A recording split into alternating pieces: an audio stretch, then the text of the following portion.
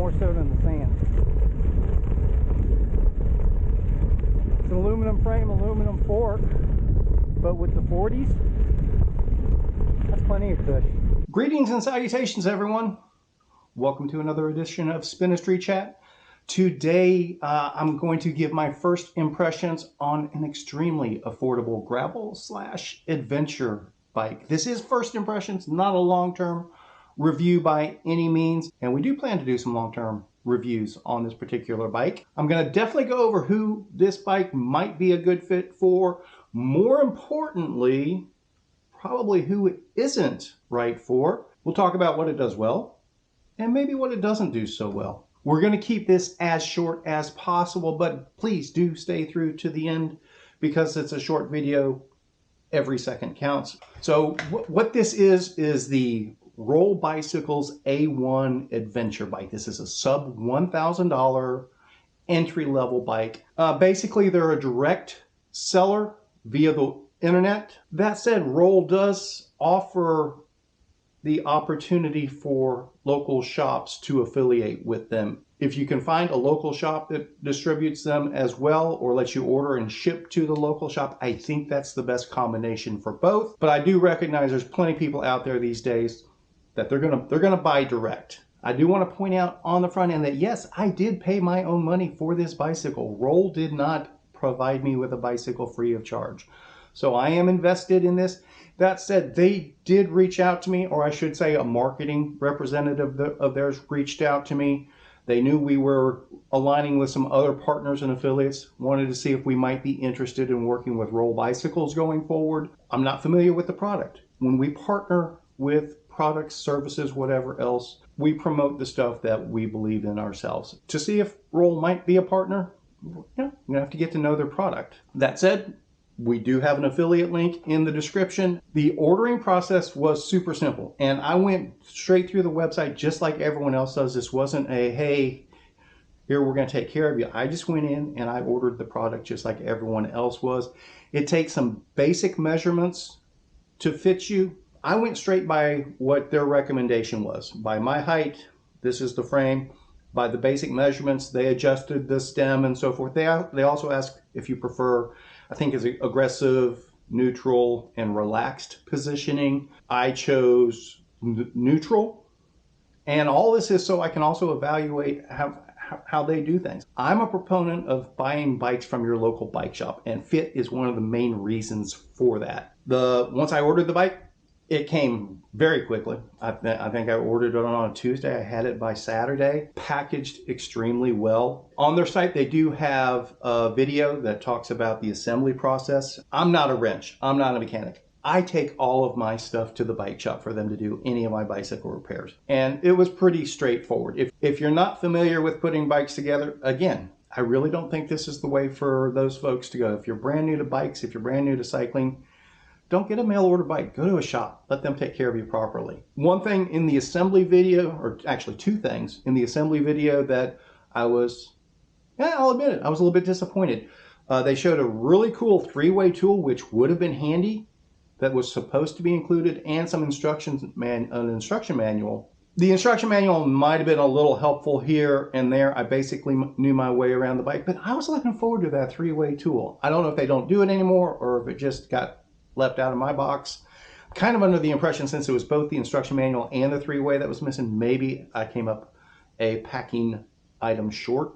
Okay, so now let's talk about some of the really general bike specs. We're not going to go really deep into this. Again, this is a sub $1,000 bike. And remember, at the end of this video, we're going to wrap up with who I think this bike is really a good fit for. This is an aluminum frame, aluminum fork bike. And I think for the size I got, they said it was supposed to be a 23-pound frame. I did a quickie weight. It looked closer to 25. I specifically went the route with what they call their flat bar setup. It does have ergo grips and bar ends, which for a gravel flat bar rig, I think are fairly important. So I wanted to try out this configuration. And one of the main reasons I went this direction was I wanted to try out a sub $1,000 bike. They do have a drop bar version as well of basically the same bike, but it's a couple $100 more. I specifically wanted to try that out because a lot of folks these days are inquiring about flat bar gravel bikes.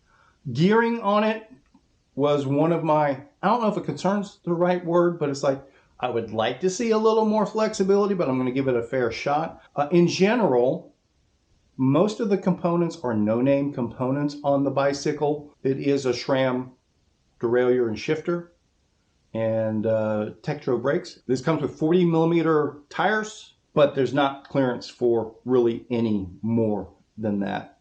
If you get caught up in mud, particularly on the front fork, you're going to jam up. The 40s ride very well on it. And what's on it, what came with it are some WTB no names. All I can see is WTB. I don't know what model they are specifically, and it's just black label. It is a tubed setup. I'm on tubes. I expect I'll convert it to tubeless at some point, but it's also going to be, I'm going to treat it like a newer rider, first time rider, or first time brand new bike purchase. We're keeping this as a sub $1,000 bike. We're not going to start throwing parts at it until it necessitates that we do. And then I'll upgrade as appropriate, as I will do for all the parts on this. And I have had to upgrade one part so far. We'll get to that shortly. Kind of a no-name saddle. Nothing wrong with it at this point. It is heavier on the cushioning side that I personally prefer. I'm a Brooks saddle, leather saddle, stiff saddle type guy myself. Less comfortable than I would like. Some people prefer a cushier saddle. Maybe it'll work for you. It's not a horrible saddle. It's just not my style.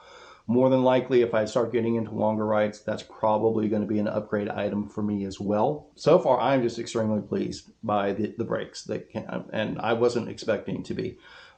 These are Tektro mechanical single piston, but the brakes work exceptionally well for a mechanical. I'm a lot of weight, and they go downhill very well and very controllable. I was very pleased with them.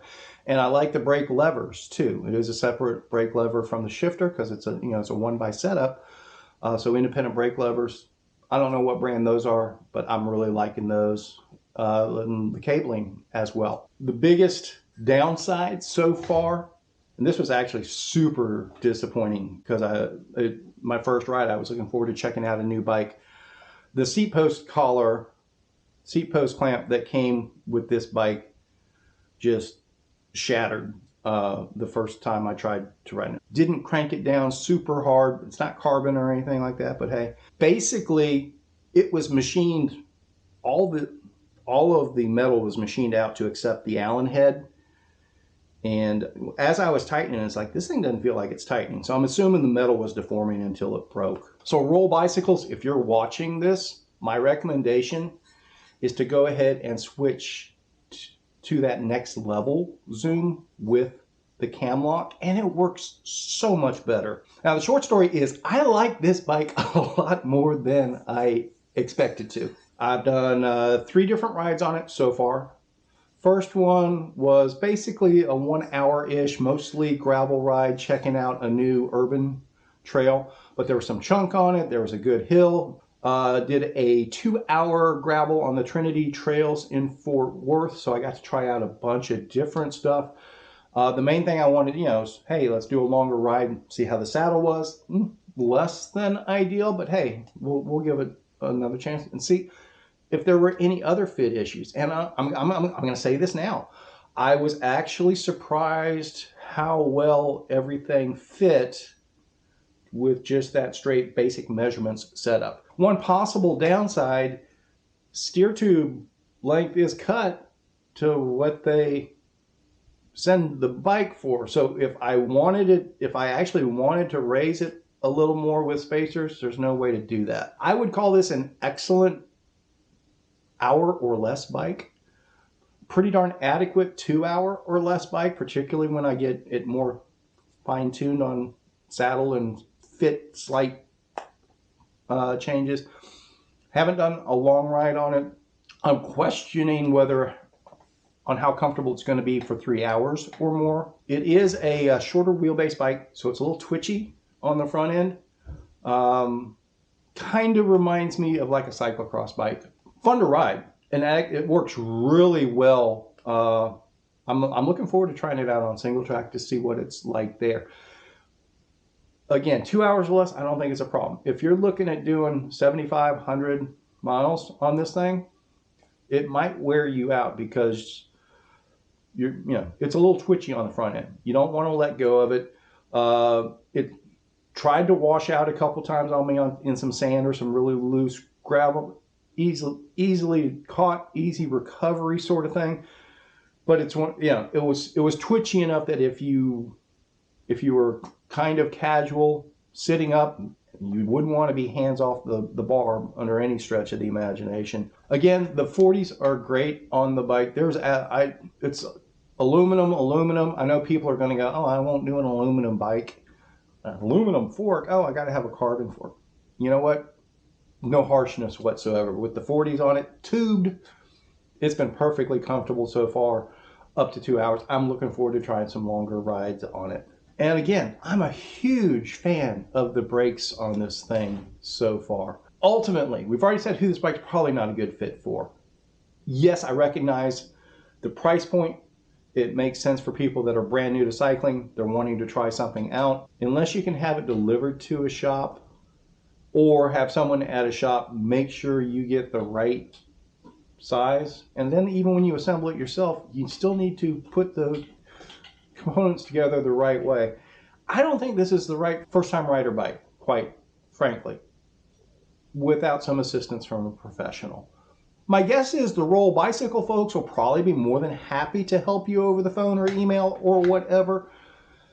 But I know the way the world works, most people that are ordering a direct bike, they're just going to click send it to me and try to do it on their own. So that's who it's not a good fit for. It's not a good fit, particularly this flat bar setup. It's not a good fit for somebody coming over from road or tri or something like that that doesn't know how a flat bar setup is supposed to be configured, sort of thing. The drop bar setup probably is.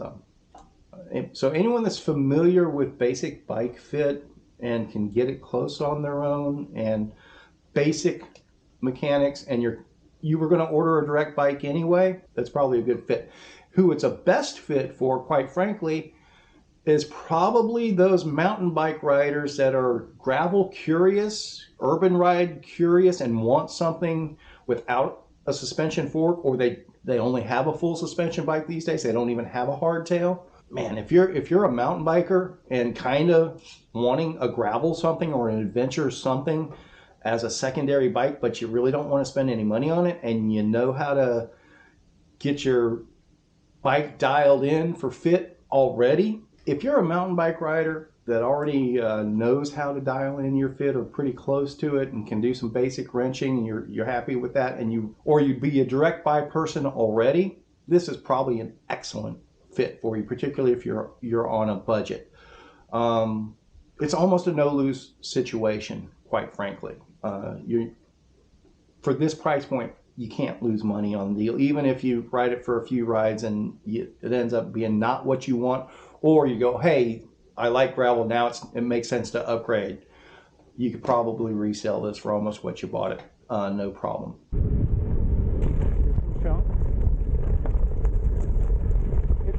Wow, it's really comfortable on the chunk. Definitely more so than the sand. It's an aluminum frame, aluminum fork, but with the 40s, that's plenty of push.